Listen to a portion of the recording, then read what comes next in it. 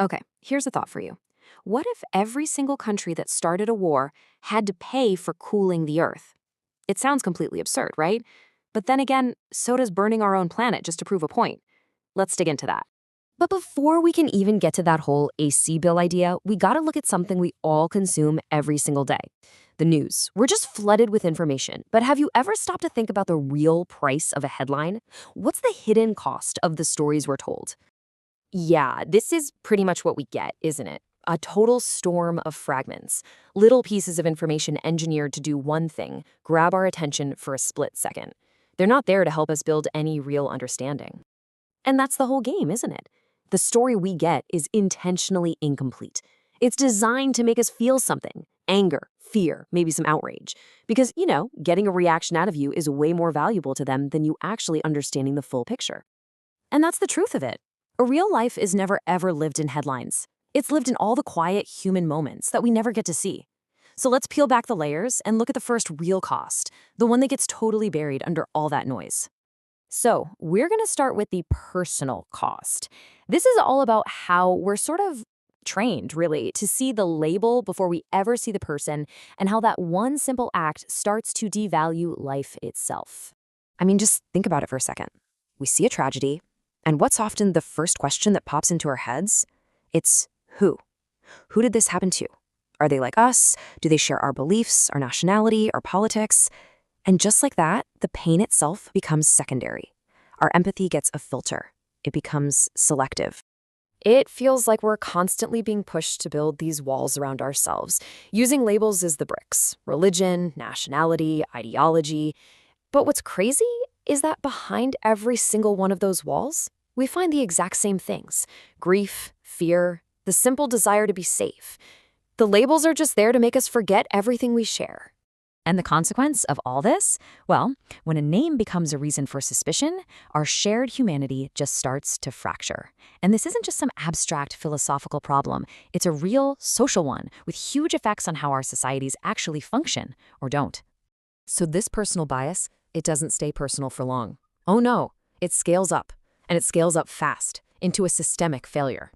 The moment we stop seeing individuals, our justice systems begin to crumble, and they get replaced by something much faster and a whole lot more dangerous. It's actually got a name: bulldozer justice. And it's exactly what it sounds like. It's this idea that for the sake of speed and public anger, you can just roll right over the slow, careful process of the law. The verdict is decided in the court of public opinion, and punishment comes way before any proof. And what gets crushed under that bulldozer? Due process. That fundamental core idea that you are innocent until proven guilty. Yeah, it's slow, it's meticulous, and in our world that demands everything now, it's usually the first thing to get thrown out the window.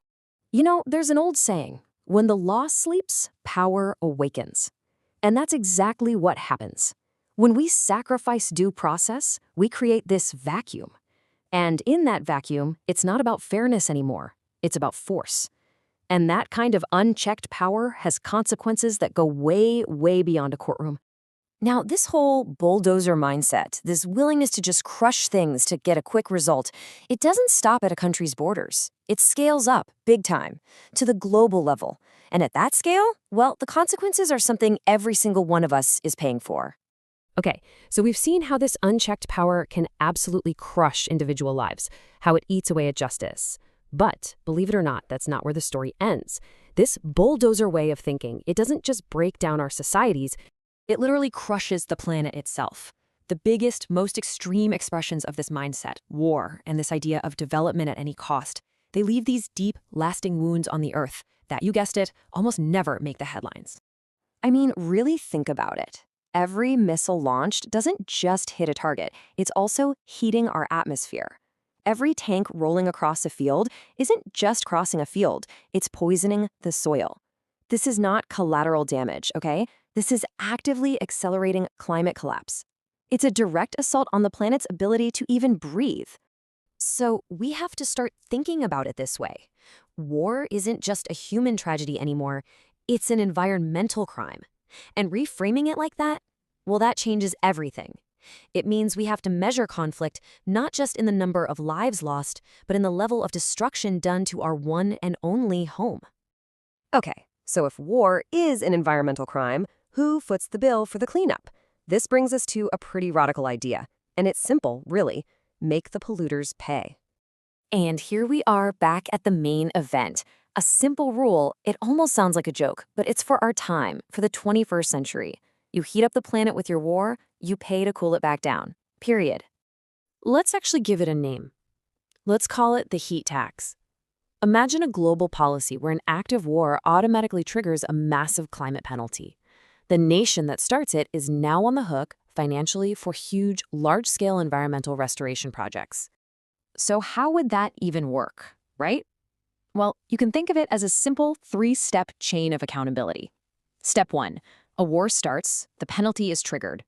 Automatically, no debates, no vetoes. Step 2, you calculate the damage, all of it. The carbon pumped into the air, the destroyed ecosystems. And step 3, that money gets funneled directly into healing the planet. Reforestation, clean energy, carbon capture, the whole shebang. And let's be absolutely crystal clear here. This is not a please donate request. This is not charity. It's a bill, an invoice. It's a direct, unavoidable form of accountability, and it reframes war as something that is, quite literally, just too expensive for the planet to afford. And so here we are, full circle. We've connected the dots all the way from a single misleading headline to the very real, very massive true cost of war. And the real challenge now, it isn't about the nitty-gritty policy details. It's about us. Are we finally willing to look at the whole picture? Because at the end of the day, there are no winners in war. There are only survivors, left on a planet that is getting harder and harder to survive on. So the